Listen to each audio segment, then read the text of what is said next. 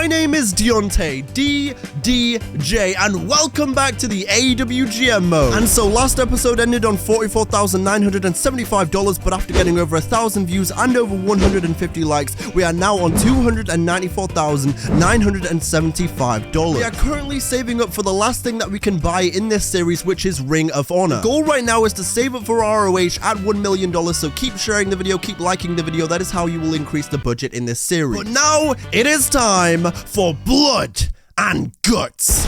What the hell is this? Who attacked Daddy Magic? Don't worry, Chris. I know I let you down in the COAL ladder match at Double or Nothing, but I'ma make up for it tonight. I got you because I'm a sports entertainer. In our opening match, fresh off his return at Double or Nothing, Malachi Black beats Miro after a mouthful of black mist and a black mass to the jaw for the count. Miro is caught on the cameras of the fans. He's clearly disturbed and frustrated after feeling the force of the black mist leading to his downfall. But this is no normal frustration for Miro. It's something much, much deeper. But more on this later. Meanwhile, Malachi Black sits down after grabbing a microphone. Johnny Gargano, my old pal.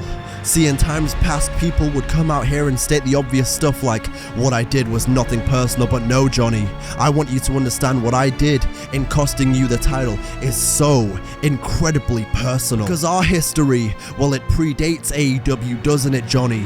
And I had moved past all of that, but you couldn't leave well enough alone. You had to come here and make my life a living hell. You had to embarrass me just as you did in NXT, and so for that, an eye for an eye makes the whole world blind, right? Well, what use is vision when you wake every day in hell? I'll see you and Candice very soon. Up next, Gargano was about to be interviewed by good old JR to get his thoughts on what he had just saw, but Gargano, clearly spooked about that final comment, apologizes to JR and rushes to his locker room to get Candice out of here. Candice, while not signed to AEW, was just a guest for the night. Gargano believed she had no business being caught up in his business, so he told her to come with him as he escorted her to a ride out of the arena, which is when the lights would go out. Brody King with a clobbering blow to Gargano out of nowhere, and black mist straight in the eyes of Candice LeRae too, as the lights would go out and Candice would be gone, kidnapped by the House of Black. What is Malachi Black's master plan? What is he going to do to Candice? Well, that is truly a terrifying and insane sight to see. Malachi Black has kidnapped Candice LeRae and somehow... What the hell is this? Oh yeah, I'm back, that's right. You thought you could unceremoniously fire me and get away with it? Security! Security! Go take care of this guy. He's not even employed here anymore. Get out of our company. If you want me gone, that's fine, but at least grow a pair and do it properly. Loser leaves town match. Me versus you, general manager. All right, you want a match? You want an end? You got it. In 90 days. Because while I may not have actually fired you at Double or Nothing, I sure as hell can suspend you for hijacking my show. In 90 days, come back to me and we'll talk. Until then, get the hell out of here because I got a show to run. After the new All-Atlantic champion would win his Dynamite debut match, he would walk past an old friend and foe in Samoa Joe. Joe would then make his way to the ring. You see, now that I am the TNT champion, this title automatically means something again because my name brings legitimacy. Joe would begin going off on everyone on the roster who had ever even considered coming for the TNT title. A douchebag like Sammy Guevara will be nowhere near this title ever again to ruin it. Then, the crowd would begin chanting, Eddie, Eddie, Eddie, Eddie. Eddie Kingston simply doesn't possess the work ethic to be a champion. He's never finna step to me.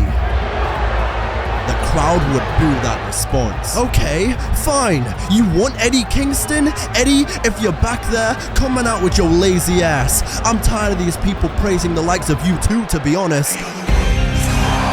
Kingston's music would hit, but no one would come out. It was a cruel trick played by Samoa Joe. See what I mean? Your beloved Eddie Kingston isn't even here tonight. Now back to business. Samoa Joe would say he is the most dominant force in the history of this business and no one is taking that title from him. But where is Eddie Kingston? And what would he have to say about Joe's words and actions just moments ago? Jamie Hayter's first TBS title open challenge while being a part of the Blackpool Combat Club would lead to none other than and Toni Storm returning to AEW to answer the call. While what I'm about to say is pure speculation, by all indicators this seemed like the first time Jamie may have met her match in the ring as champion against her old roommate, deciding to use a pair of Mr. Regal's signature brass knucks to knock her out cold as the referee's back was turned to retain her title. It was not Toni's time on this occasion, but she would have more than a bone to pick with the BCC's newest bulldozer in the weeks to come. This feud was just getting started. Next, as announced last week, Hookhausen would take on the winners of the winner takes all, being the Undisputed's Redragon, the new AEW Tag Team Champion. But it was not to be on this occasion for Hookhausen, as a costly misstep would lead to Danhausen costing them the match and the titles, and so Redragon proving that those belts were here to stay around the waists of the Undisputed Boys, to the glee of Adam Cole at ringside. Adam Cole would then get on the mic to say that there is nobody that can stop Undisputed. But FTR would agree to disagree, laying claim to the fact that they are next in line for a tag title opportunity. Cole would respond saying, "Do you morons really think you're in any place to be making demands? We outnumber you."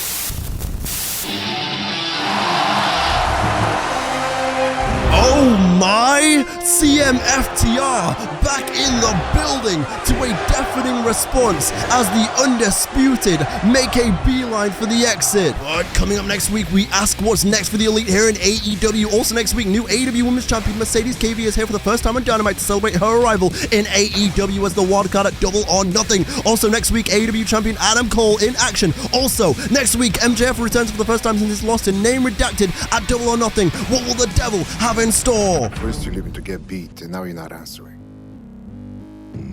Is that funny to you? You know I love my wife, but I can't go home like this. Does that amuse you? Have I displeased you?